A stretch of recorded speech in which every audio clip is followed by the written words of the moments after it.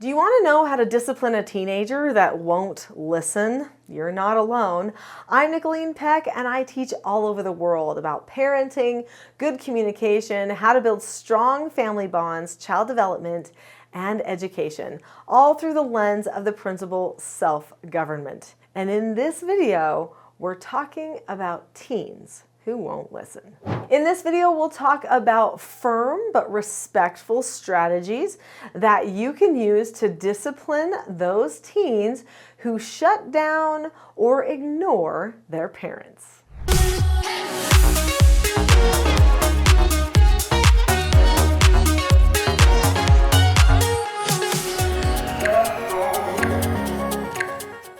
Let's start this conversation about teens that won't listen by just talking a little bit about teens, actually. I don't know if you've seen some of my other videos about teens, but sometimes I mention that I don't actually love the word teenager because the word teenager was invented as a disrespectful term for young people. So we used to call people youths or young man or young woman, and then we switched to teenager as a word for a youth that wasn't turning out correctly. And it just kind of has a bad tone to it. So if I say youth sometimes and forget to go back to that teenager, is because I actually try to think of all the young people as youth or young people, because a youth actually wants to grow up, take on adult responsibilities, and become an adult. They want to be more mature, where a teenager wants to be treated as if they're mature and get all the perks of an adult, but they don't actually want the responsibilities of an adult. And that's the difference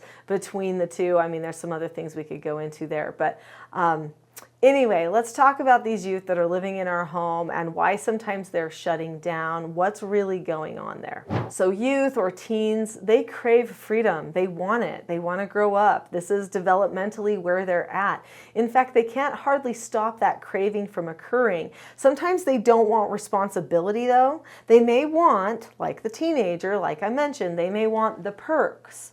They want the freedoms. They want the phone. They want the car. They want the complete license to go do whatever it is they want, but they don't want the responsibility because that feels kind of heavy. And so sometimes they start feeling a little bit entitled, especially because parents will give them some of these freedoms. And so then they start assuming that they're bigger and that they should be able to have more say in the things in their life than maybe they're really ready for, because they're not showing responsibility yet. And so it is up to a parent to determine when a youth or a teen is at that time where they should be getting some of those freedoms. Now, yes, they want freedom, but actually they also want structure. If they don't experience a good structured environment, if they're not held to a certain standard, they start to flounder. They're not very happy. Sometimes they can get depressed, have emotional or relationship problems. Sometimes that withdrawal is because they're feeling disconnected from you, and that's a sign that your relationship needs a little bit of help.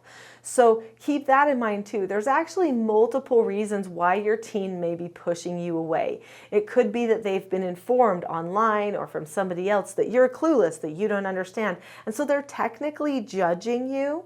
It could be that they feel confused about what you're requesting and they don't know how to voice that opinion to you. They might need a skill, like a self-government skill, like disagreeing appropriately.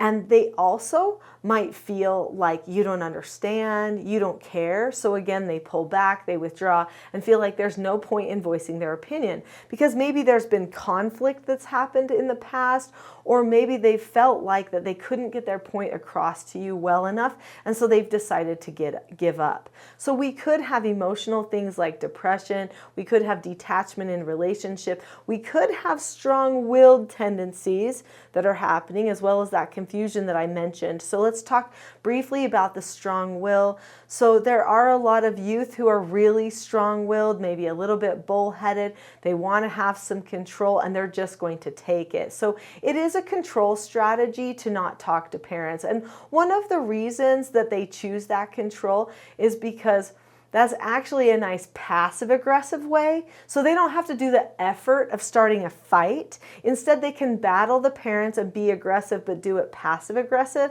by just acting like they didn't know, they didn't care, or that somebody can't make them. But when you think, well, you can't make me listen, why would a person not want to listen? Let's think about that. Could it be because they are resistant to responsibility? Maybe they've been a little bit too entitled, too coddled. They've been able to do too many things their way for a long time, and they've lost that work ethic or that project mindset that a person needs to turn into a really good, well-functioning, successful adult. And this is part of the learning process that they need. Wait a minute, you do have to take responsibility. So it is up to the parents, because they have that parental authority and that role, that to actually give the child the opportunity to take responsibility, which means they can't put up with the ignoring. They can't say, they just won't listen to me, they're just ignoring me. That can't be an okay response. So there are a couple of books that I would recommend for you in working with teens and trying to make sure that you effectively communicate with them. This first book, Roles: The Secret to Family, Business, and Social Success, is a great book. You could either read it yourself. It's a story about a family, and you see how they go through fixing the relationships with teens who actually don't want to listen to them, who don't want to participate in things, who just want to play their video games and be on technology and be disrespectful and that kind of stuff. How do they handle that? That's all this story is about in this book. And one of the key things is getting the roles in the right place, helping the youth understand who they are in the family, and helping them understand who you are in the family too. So you can either have the conversations that these parents have with their children in this book after you read it, or you can actually read it with your youth and you can discuss it with them and then have the conversations because you've been going through this case study together. Then there's this book, Parenting a House United. This book's going to have all the skills and principles that you need to improve your communication, strengthen your relationships, solve problems calmly, so that you don't get to a place where the child does not trust you, they feel confused or abandoned in some way. Because if we get too emotional, that's another reason they might pull back. When you pre-teach your child ahead of time exactly what skills that they need to be successful with you, and you consistently follow through, then this establishes trust and grows your relationship. So we do need to focus on establishing trust by being consistent. So oftentimes when parents face resistance or a child that's acting like they ignore or they won't pay attention or they simply just give the hand and they won't talk to their parents, the parent will give up. When that power struggle of I'm not talking to you works and the parent gives up, then they're teaching the child that the child actually has the authority. It undermines the whole roles in the family relationship. We have to get the roles back in the right place. So again, back to that roles book, you've got to understand how to communicate in a way so that you can establish those roles again. But one of the key things that a person does when they understand their role, and one of the primary roles of parent is to be a teacher of their children who are learners, that's one of their primary roles.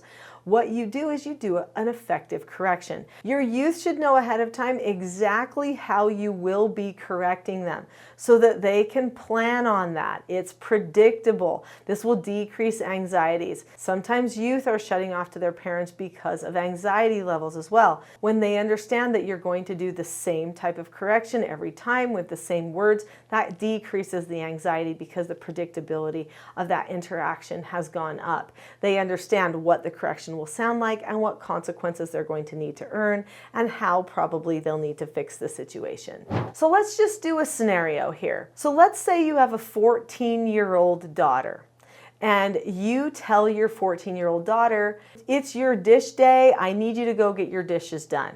And she walks out of the room, listening to her tunes or whatever it is, pretending that she doesn't hear you. Now, hopefully you've taught her the 4 basic skills of self-government that I teach on my website and on this channel, which are following instructions, accepting no answers and criticism, accepting consequences, and disagreeing appropriately. If she knows how to follow instructions, then she should be able to say, okay, get it done. Or if she feels like she has something else she needs to do, she could use her disagree appropriately skill. So once you've taught those skills up front and you've taught how you would correct her, then you can go straight into a correction. So there's 7 steps that make a really good correction. And by the way, to do a really good correction, in order for it to work well, to touch the heart of the child and to speak to that prefrontal cortex, which they need to rationalize why they need to make a change in their behavior, you need to be calm too. It can't be emotional communication. communication. So don't take their behavior personally. I know that's easier said than done when it seems like they're ignoring you, but don't do it. Instead, choose to stay completely calm. Approach your child and do a correction, which starts with a good description.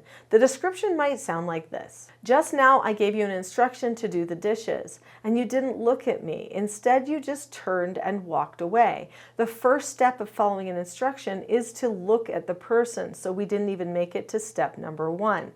Then step number 2 in a correction is to explain why that wouldn't be a good idea, to give them a rationale that actually matters to them. So then you say, when you choose not to look at the person, it actually communicates that you do not care about our relationship and that you're not honoring our roles, which means that we then have to spend more time talking about relationship development and roles. What you should have done is you should have looked at the person, kept a calm face, voice, and body, said okay, or asked to disagree appropriately, done the task immediately, and then checked back. Since you chose not to do that, you've earned an extra chore. Okay? So at this point, if they know the skill for accepting consequences, they will say okay.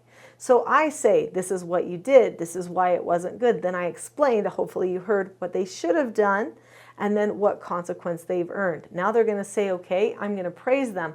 We're going to do some cued practice, some role play practice of doing things the right way. They will get praised during that time. Now they're going to go and do that consequence and come check back, because that's the last step of accepting a consequence, is to check back so that I can praise them again.